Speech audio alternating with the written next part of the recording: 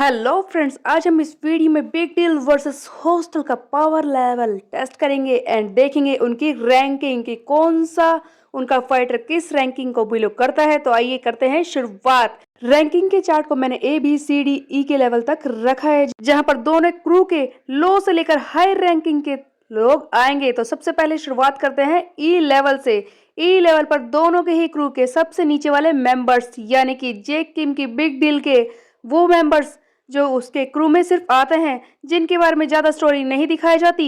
Workers के साथ जब लड़ाई हुई थी तब बिग डील के बहुत सारे क्रू मेंबर्स दिखाए गए थे जो वर्कर्स से लड़ रहे थे, उनके क्रू मेंबर से।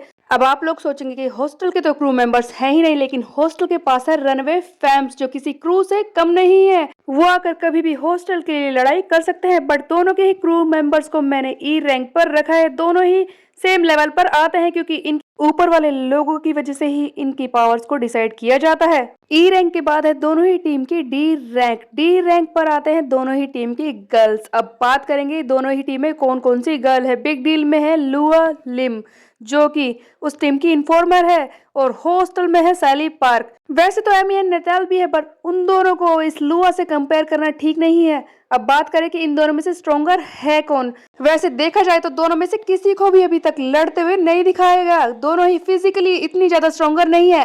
आई am not saying that both girls are not stronger because I am also a girl, but एक क्रू मेंबर की तरह लड़ाई करते हुए दोनों को ही नहीं दिखाया गया। लेकिन इस रैंकिंग में अगर किसी को रखना है तो वो हो सकती है लुआ लिम, क्योंकि वो एक इन्फॉर्मर है और सैली पार्क के काम से ज्यादा उसका काम खतरनाक हो सकता है, क्योंकि एक इन्फॉर्मर को बहुत ही मुश्किल से अपनी टीम के लिए इंफॉर्मेशन लानी होती है। तो डी रैंकिंग पर है लुआ लिम बिग डील से। बी के बाद बारी है सी रैंक की। सी रैंक पर मैंने दोनों ही टीम के डुओ को रखा है। एक तरफ है बिग डील के जेसन एंड ब्रैड एंड दूसरी तरफ है हॉस्टल के डेरेक एंड मैक्स।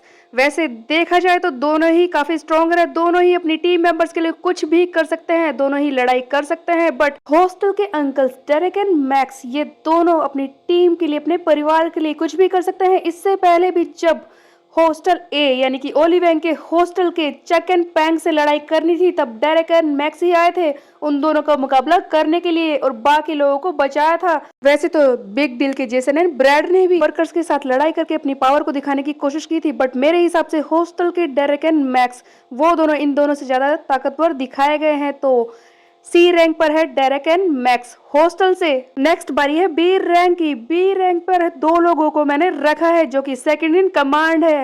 हॉस्टल में वॉरेन चाई एंड इस बिग डील में है जेरी केवोन। जैसा कि हमने देखा है कि जेरी केवोन एंड वॉरेन चाई पहले लड़ चुके हैं और उसके बाद पिछले कुछ चैप्टर में इनकी लड़ाई दिखाई भी गई थी। यहाँ पर हमने देखा था कि वॉरेन चाई कितना ज्यादा स्ट्रॉन्गर हो चुका है, उसने जेरी को बुरी तरह से पीटा था। ऐसा बिल्कुल भी नहीं है कि बिग डील का जेरी केवोन कमजोर है। बेसिकली इसने गन से भी लड़ाई की थी, इसने अपने साथ ही जेक को बचाने की कोशिश की थी और गन को एक स्कार भी दिया था। लेकिन ऐसा नहीं है कि गन कमजोर है, उस वक्त वो जेक से पहले ही लड़ चुका था। और बात यह है कि वहां पर एक प्रॉपर फाइट नहीं दिखाई गई थी। जेरी केवोन का मकसद बस जेक को बचाना ही था। वो जेक को वहां से उठाकर लेकर गया था, लेकिन जब वो वॉरेन चाई से लड़ा उस वक्त वो पूरी तरह से हार चुका था। मैनेजर किम के स्टूडेंट ने बहुत ही बुरी तरह से इसे पीटा था। तो ये वॉरेन चाई हॉस्टल से है बी रैंक पर।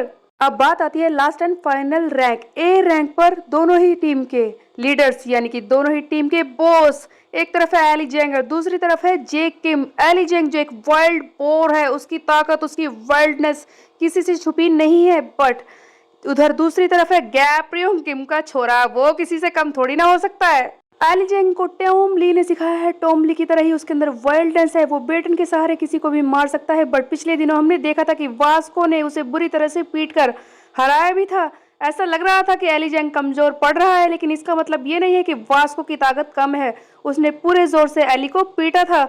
बट दूसरी तरफ जेक ने हम सबको सरप्राइज किया था जब सैमुअल सियो के अग्रेशन, उसकी वाइल्डनेस के सामने जेक ने पूरे जोर से लड़ाई की थी। अचानक से उसके अंदर एक अलग ही तरह की पावर आ गई थी। उसने अपने अंदर की पावर को जगा लिया था जब उसने सैमुअल सियो को बुरी तरह से पीटा था। उसने अकेले ही ये काम किया था बिना किसी की हेल्प के। उससे पहले जेक किम थर्ड एफिलिएट के जियाओ लंग को भी पीट चुका है, जो कि कितना ज्यादा खतरनाक था। इसी से पता चलता है कि जेक किम कितना ज्यादा स्ट्रॉन्गर है। भले ही एली जेंग स्ट्रॉन्गर है बट जेक किम उससे कहीं ज्यादा स्ट्रॉन्गर है। तो बिग डील का जेक किम ही ए रैंक को डिजर्व करता है।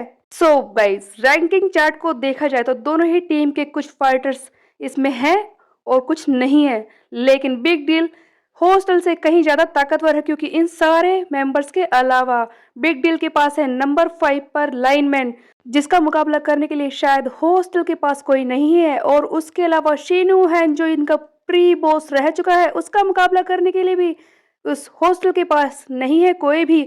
अगर बिग डील वर्सेस हॉस्टल कभी हो जाए तो एलिजेंग की साइड कमजोर पड़ सकती है।